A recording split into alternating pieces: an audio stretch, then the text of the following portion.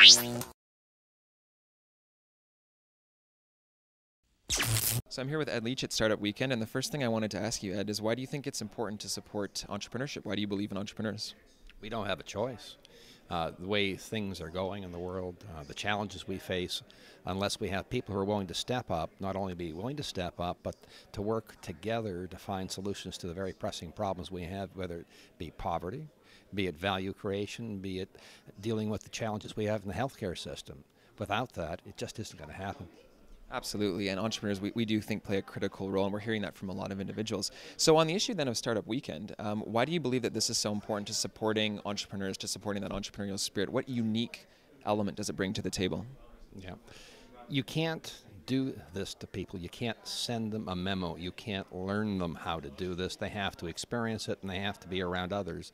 There's a Canadian psychologist, Albert Bandura, who talks about self-efficacy, and you can only build self-efficacy and the belief that you're able to do things when you're around comparators, role models who are like you. As you look around this room, the like you stuff is partially age, although there's some silver hairs like me here. It's also about attitude, and you really don't know what you can do until you see other people being passionate, caring, and actually doing things, and it's always surprising.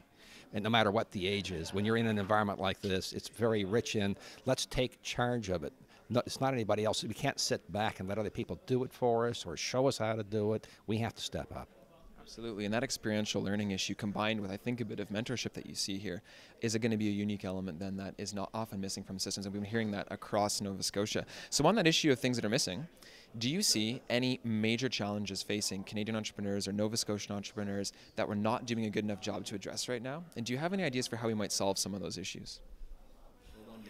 I'm smiling because when we were at your launch on Monday, one of the people at my table was from the venture capital community, and I said, try. We have to try. And he quoted Yoda from Star Trek, do not try, do. Well, we can't even do until we try, and if we don't know how to try, we don't know what to try at. In the beginning, it is those initial steps. Building the entrepreneurial ecosystem.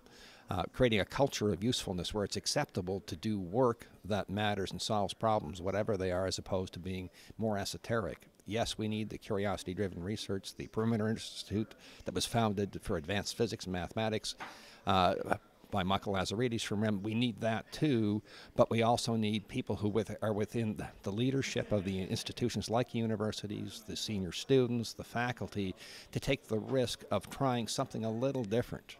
You look at MIT, look at Stanford, look at the University of Waterloo and what they've accomplished by integrating that into their communities.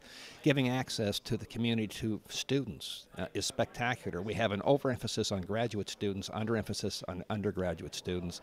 The real mileage is working with the younger students, I think. It's far more invigorating for the entrepreneurial community. The people who are in this room paying it forward will have much more fun and have much more traction and impact working at this level than they will with the graduate students. Absolutely, and so you're suggesting then almost let's look at the entire curriculum, let's look at all the courses that are based here, and let's find a way to make entrepreneurship a part of the day-to-day activities of a university.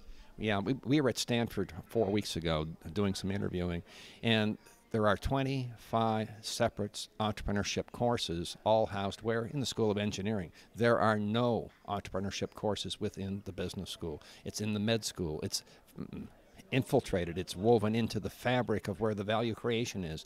We in the business school don't create value, we unleash it, we can act as catalysts, but we don't necessarily, we very rarely create the value. That's in an institution like this one here that's science-based. It's down in the labs, it's in the med school, it's in the engineering schools, it's in the School of Computer Science, it's in the physics, advanced materials areas. That's where the value is going to come from, and we here in the business school need to find a way to act as a catalyst. So if we're going to try and unleash some of this stuff, it's finding people where the value creation is who are struggling, who are looking for help, and looking for motivated people who have some of the missing rare earth elements. If that typically in the university setting lie within the business school and connecting those dots. Perfect. Well, thank you so much, Ed. I really appreciate that. And hopefully we're going to see that, a big shift in getting some of the business students right involved day to day, hand in hand with the medical students, the engineering students, making it successful. So appreciate that. Yeah, absolutely. Thanks.